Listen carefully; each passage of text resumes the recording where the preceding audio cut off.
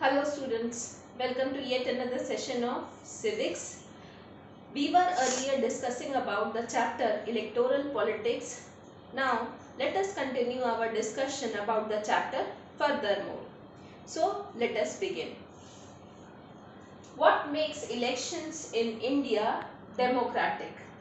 It is a very big question because India is a big country with various belief systems, with various political parties and people here having various aspirations and expectations from the government. So there are many troubles also. Troubles like the system of casteism, system of religious beliefs and so on. So, India is a country having various belief systems, various political parties, various expectations from the government. So, that is why there are many difficulties also in conduction of elections in India. Difficulties like involvement of money politics, involvement of power politics and corruption. So, how do we deal out with these troubles? The constitution framers came up with an excellent answer, and that was having an independent election commission. An autonomous body, autonomous means without any control of any of the organs of the government. So the independent election commission was being established. Earlier it was having single membership, then it was having multiple leadership, but again it's back to the same form. Now also it's having multiple leaders there. That means the chief election commissioner is there along with two other chief commissioners to help him out. Now what is the job or task of the independent election commission? This independent election commission plays a variety of roles and performs various functions.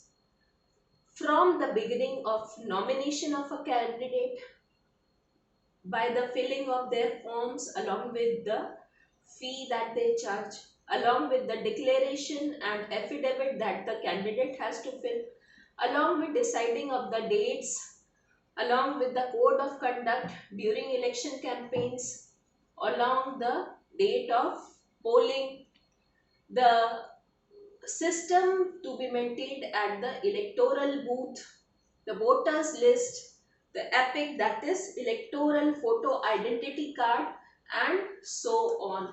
So the Independent Election Commission of India has to perform quite a lot of tasks from the beginning till the declaration of the results. So through this election commission, it is ensured that the elections are conducted in a free and fair manner and are not controlled by political executives, by the legislature, by the judiciary, or do not have any interference from the executive or the bureaucracy of the country. Now, the success of the election of India depends on one of the popular key ingredients, that is the popular participation of the people. Here the proper terminology is turnout. Suppose a country is having a population of 10 lakh. It is not necessarily that on the day of election all the 10 lakh people go out to cast their vote, because there is a limit of age also, that is through universal adult franchise.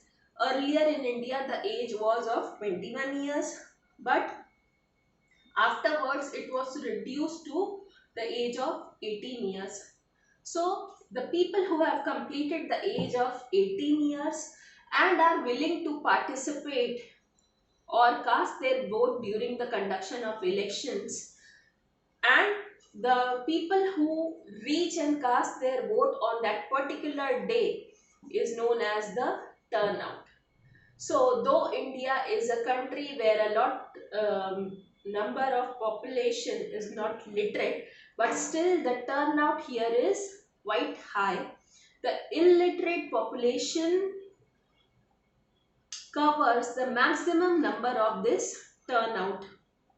While when we observe in the Western countries, the turnout ratio is more of the literate people or the learned people, but the case is just opposite in our country. The people who are not that learned or who are not having profound knowledge, they are turning for this for the casting of their votes on the days of elections. Why? Because they believe that this is their duty, sometimes out of greed also, sometimes because of requirement also, and maximum because of their excitement.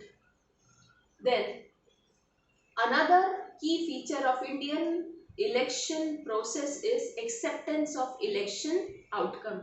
That means when the results are being declared, maximum of the population accepts the outcome. Outcome means results. There are very least incidents where the people are skeptical, they are suspicious about the declaration of results. Otherwise, in India, there is a fair chance of political parties to lose elections. There is a fair chance of influential leaders also to lose elections. So this makes Indian elections quite reliable, and the people generally accept the results of these elections. There are very less issues where there are some conflicts, or there are some cases where people have doubts about the declaration of elections. In such a case, the Election Commission of India can redirect for repolling in that particular area where the conflict is ongoing. Now, when we talk about elections, definitely we have to talk about challenges to free and fair elections also. So children, as I told you, every coin has two faces. Every idea has two aspects. One is the positive aspect, one is the negative aspect. So definitely when we are talking about elections also, the conduction of free and fair elections has certain challenges also. Number one challenge is, till date many people are illiterate, so they do not know what is the best choice of representatives for them. Another challenge is the power play, the role that money is playing in our politics. Another important challenge is party politics and the role of families in these elections. You have ample examples of political families dominating the political parties, where young and more competent leaders do not get a fair chance in politics. And moreover, there are other challenges also, like the political parties do not follow the code of conduct at times when it comes to expenditures. They do not maintain a proper register of their income, and they spend quite a lot fortune on elections, which decreases the chances of competent but poor leaders to come up and to hold position in these elections, because money is playing quite an important role in these elections. So definitely there are challenges to the conduction of free and fair elections.